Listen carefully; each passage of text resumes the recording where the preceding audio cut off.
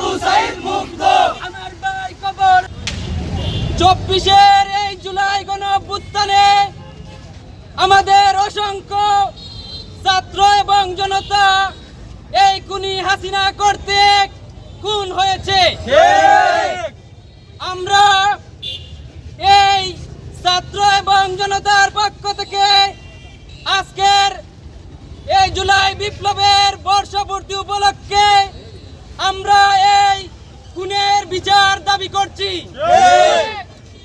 আপনারা সবাই অবগত আছেন, সারা বাংলাদেশের ন্যায় এই জুড়ি উপজেলায় আন্দোলন গড়ে উঠেছিল এই খুনি হাসিনার বিরুদ্ধে।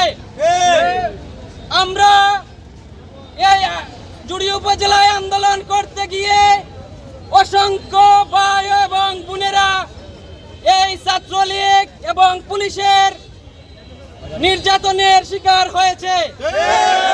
আমরা এই জুড়ি উপজেলায় এই ছাত্র জনতাকে নির্যাতনের প্রতিবাদে আমরা অসংখ্যবার প্রতিবাদ করেছি এবং আজকের এই দিনে আমরা এই অত্যাচার নির্যাতনের বিচার দাবি করছি। গণঅভ্যুত্থানের আজকে 1 বছর হয়েছে। আমরা ইতিমধ্যে উপলব্ধি করেছি এই অভ্যুত্থানের 1 বছর হয়েছে, কিন্তু আমাদের এই সরকার, আমাদের ছাত্র জনতার সরকার ছাত্র জনতার বিচার করছে না। এই ছাত্র জনতার রক্তের সাথে গ্রেফতারি করছে সরকার। আমরা রাজনৈতিক দল সহ সকল রাজনৈতিক দলকে বলতে চাই, জুলাই যোদ্ধাদের সাথে গ্রেফতারি করলে জুলাই আবার দ্বিগুণ গতিতে ফিরবে। আপনাদেরকে আলটিমেটাম দিচ্ছি, জুলাইয়ের ঘোষণাপত্র, জুলাইয়ের সকলের অধিকার বাস্তবায়ন করতে হবে। আমরা সকলের এই খুনি হাসিনার বিচার চাই। এই খুনি হাসিনাকে দেশের মাটিতে ফিরিয়ে আনে বিচার করতে হবে। আওয়ামী লীগ, ছাত্রলীগ, যুবলীগ, এই সন্ত্রাসী বাহিনীদেরকে, এই পেটুয়া বাহিনী, হেলমেট বাহিনীকে সম্মুখে বিচার করতে হবে। এখনো দেখি প্রশাসনের শেল্টার এখনো চলতেছে।